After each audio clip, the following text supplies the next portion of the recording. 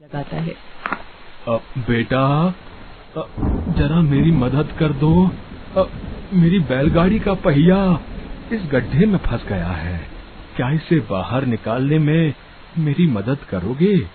क्या करूं? एक काम करता हूं, ये कावड़ उस पेड़ की टहनी पर टांग देता हूं। रुको बाबा, मैं ये कावड़ पेड़ पर टांग दूं, फिर आपकी मदद करता हूं, ठीक है? महेश कावड़ को पेड़ पर टांगकर उस बुजुर्ग व्यक्ति की मदद करता है।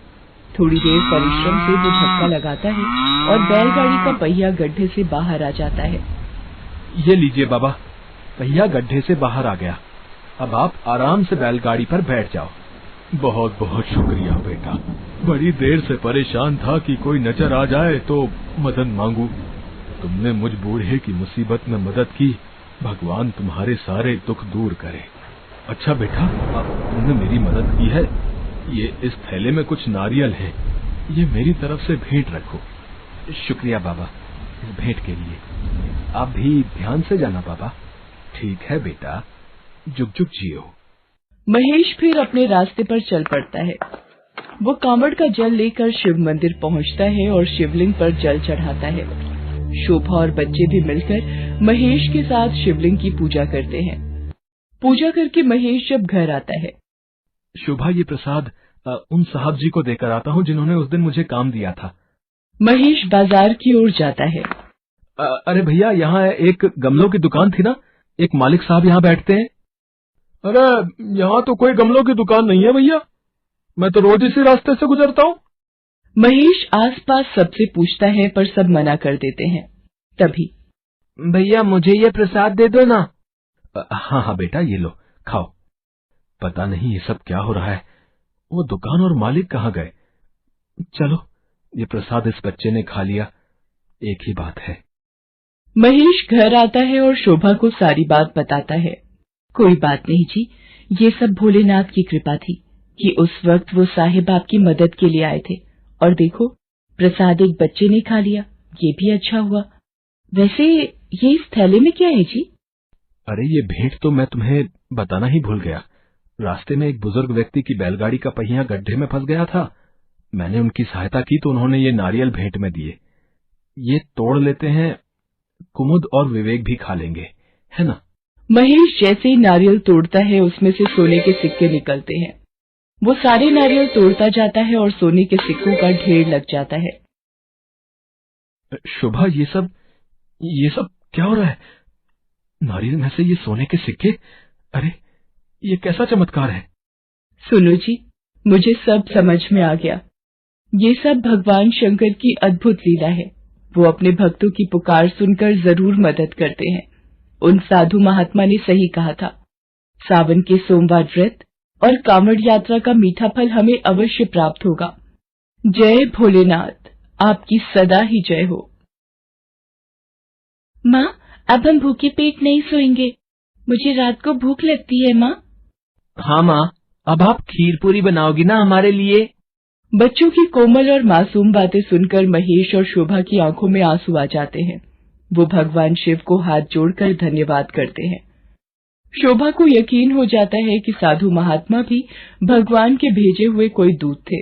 भगवान शिव की पूजा और भक्ति करते हुए महेश अनाज की दुकान खोलता है।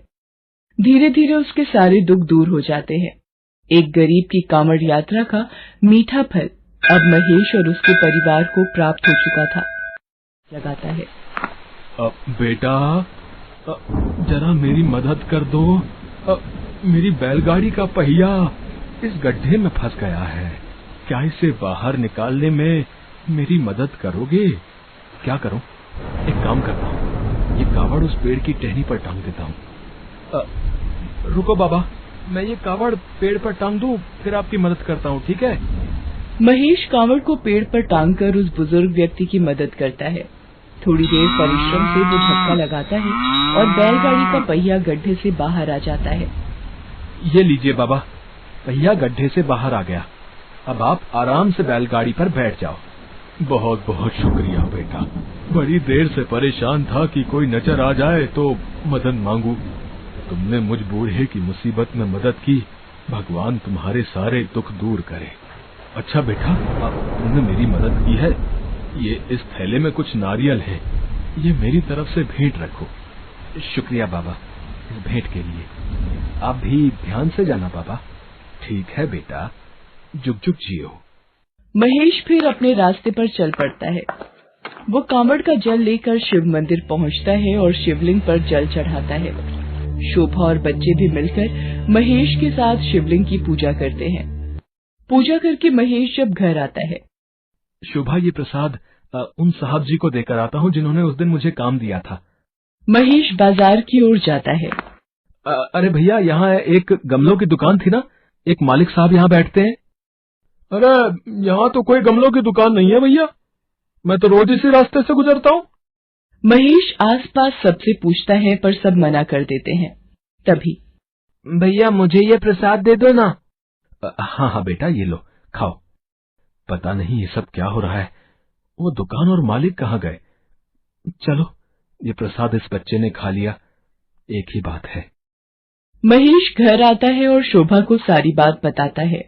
कोई बात नहीं जी, ये सब भोलेनाथ की कृपा थी कि उस वक्त वो साहिब आपकी मदद के लिए आए थे, और देखो प्रसाद एक बच्चे ने खा लिया, ये भी अच्छा हुआ।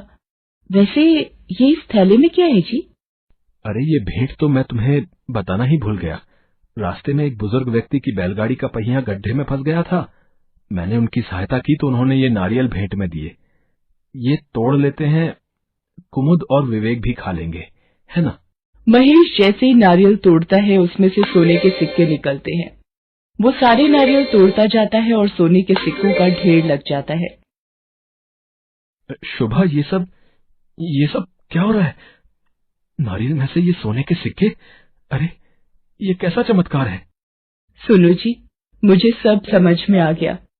ये सब भगवान शंकर की अद्भुत लीला है। वो अपने भक्तों की पुकार सुनकर जरूर मदद करते हैं। उन साधु महात्मा ने सही कहा था, सावन के सोमवार व्रत और कांवड़ यात्रा का मीठा फल हमें अवश्य प्राप्त होगा। जय भोलेनाथ, आपकी सदा ही जय हो। माँ, अब हम भूखे पेट नहीं सोएंगे, मुझे रात को भूख लगती है माँ। हाँ माँ, अब आप खीर पूरी बनाओगी ना हमारे लिए? बच्चों की कोमल और मासूम बातें सुनकर महेश और शोभा की आंखों में आंसू आ जाते हैं। वो भगवान शिव को हाथ जोड़कर धन्यवाद करते हैं। शोभा को यकीन हो जाता है कि साधु महात्मा भी भगवान के भेजे हुए कोई दूत थे। भगवान शिव की पूजा और भक्ति करते हुए महेश अनाज की दुकान खोलता है। धीरे धीरे उसके सारे दुख दूर हो जाते हैं। एक गरीब की कांवड़ यात्रा का मीठा फल अब महेश और उसके परिवार को प्राप्त हो चुका था।